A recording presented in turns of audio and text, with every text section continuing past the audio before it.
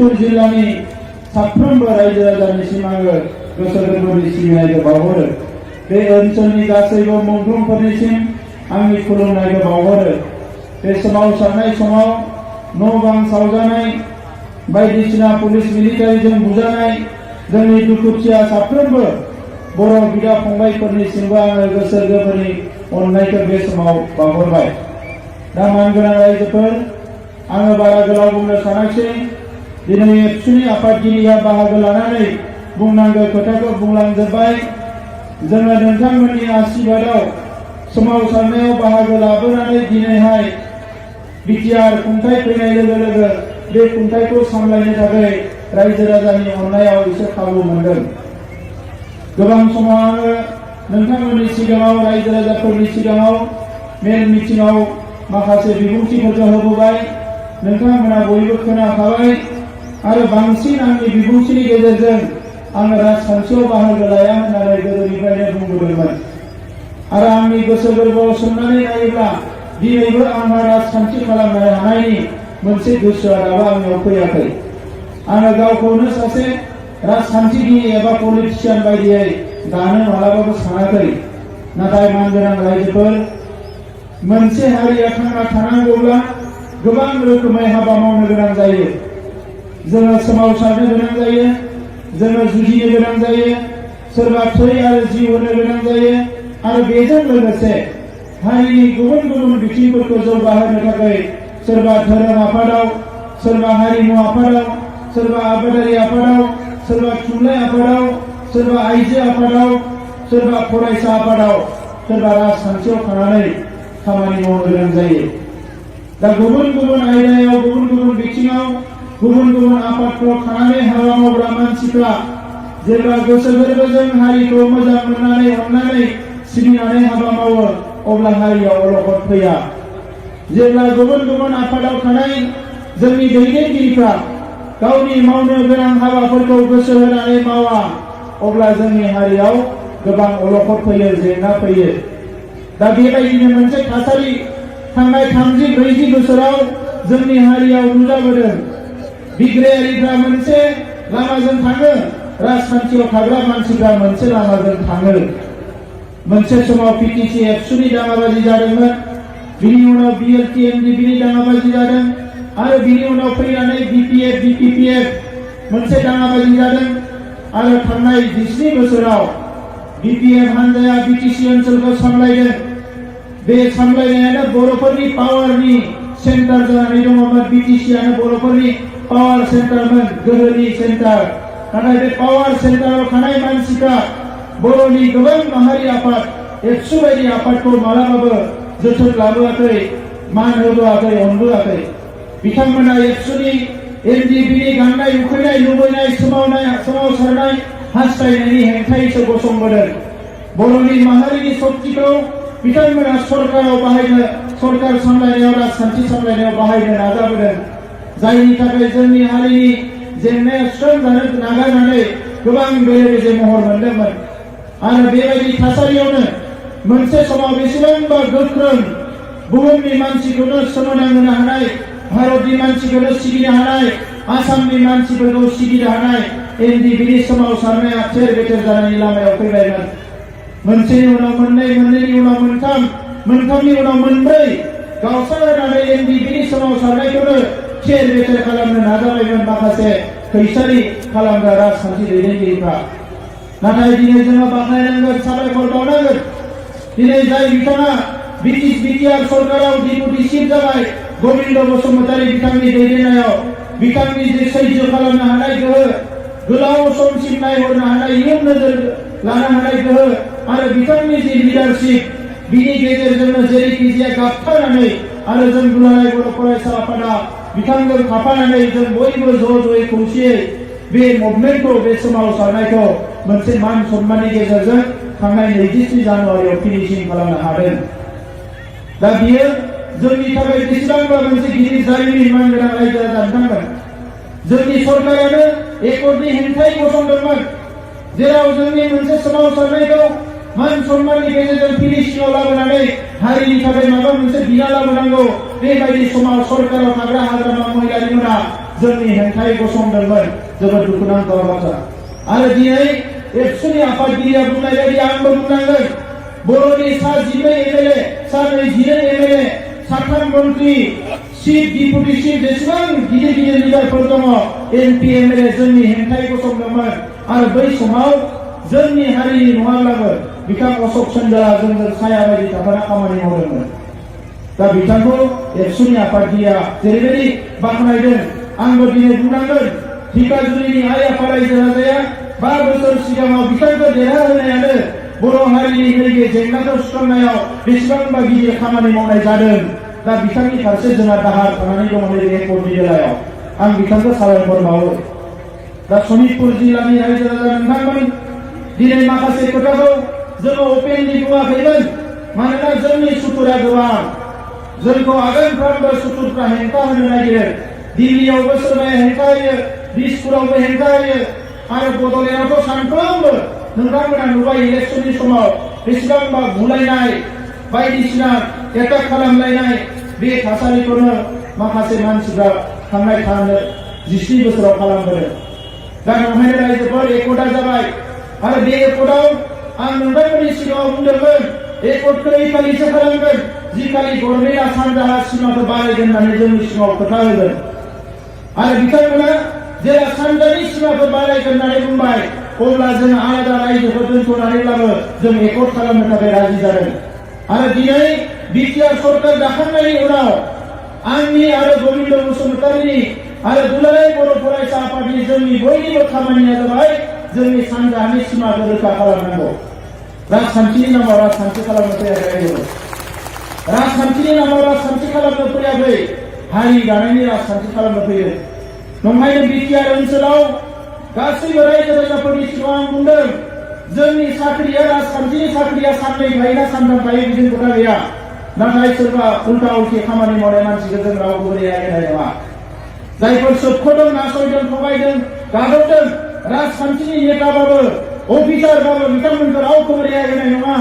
मानोना बे हारिया गोबां खस्थ' मोनबोबाय दिनै बे हारियाबो मोजाङै हां लानानै उदाङै संसार जानो हानाय मोनसे परिबेश दानो नांगोन आरो बेखौ दानो होननानैनो जोङो राजखान्थियाव फैनो गोनां जादों ना गबिन्द बसुमतारी बिथाङा राजखान्थि खालामनो गोसो दङमोन ना आंहा राजखान्थि खालामनो गोसो दङमोन जोंहा राजखान्थि खालामनो गोसो गैयामोन दा नंखायनो आं नोंथांमोनखौ बुंगोन जे नोंथांमोना जेसेबां दिन जोङो बेवहाय थागोन 3 बोसोर 5 बोसोर जेसेबां थाया मानो राजखान्थियाव जेब्लायबो नोंथांमोना बे बिग्रायारि गोसोखौ जोंनियाव नागिरनांगोन नोंथांमोना जाहाथे सन्देह खालामा दा दिनै हा हुनि खोथाया थाबाय सनितपुर जिल्लाल' नङा सारा इन्डियायाव फरेस्ट डिवेलपार्स एक्ट इमप्लिमेन्ट खालामनायाव गभर्नमेन्टआ माखासे हेंथा होदों बिथाङा गुबुन हारिनि जानायलाय मुंखौ मख'वाखै थांनाय समाव दावलिगुरि मन्थ्रिया जोंनि बर'निनो चन्दन ब्रह्मआ फैनानै बे राङापारायाव हाखौ सुफैबाय एनजिअ थिनहरबाय फैसा थांबाय हा बिगासेबो बिथाङा पाट्टा खालामना होआसै बिदाया सोरनि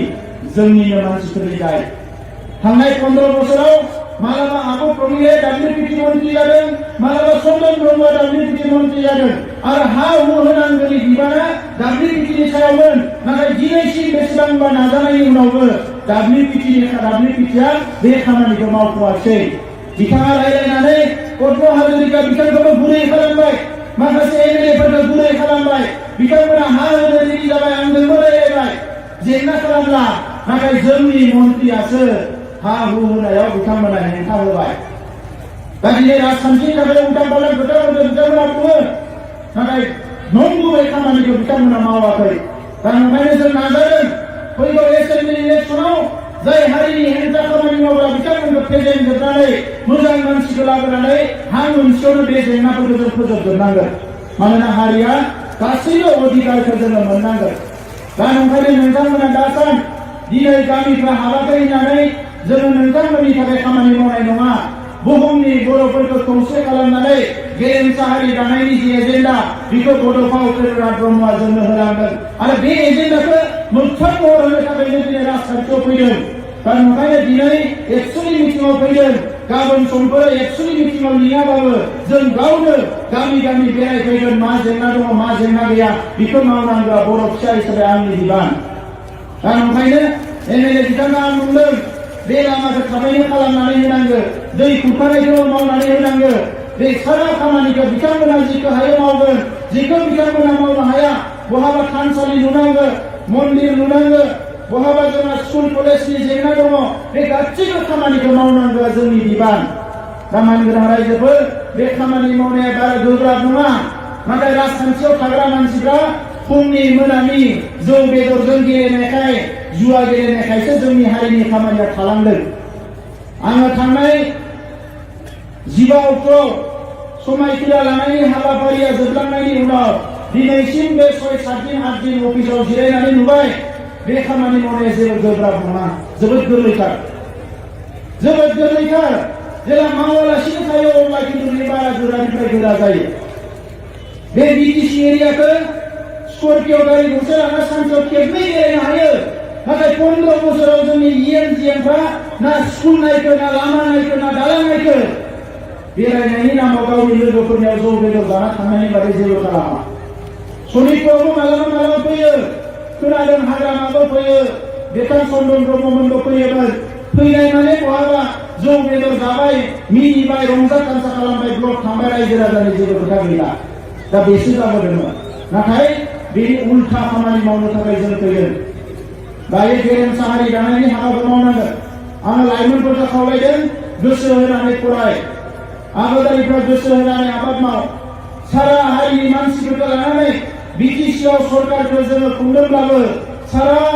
आसामाव थानाय बर' फिसाफोरनि थाखाय जि मोनसे मास्टार रेस बानायनांगौ गेदेमा हारि बानायनांगौ बिनि प्लानखौ जोङो फैगौ जानुवारिनिफ्रायनो जागायगोन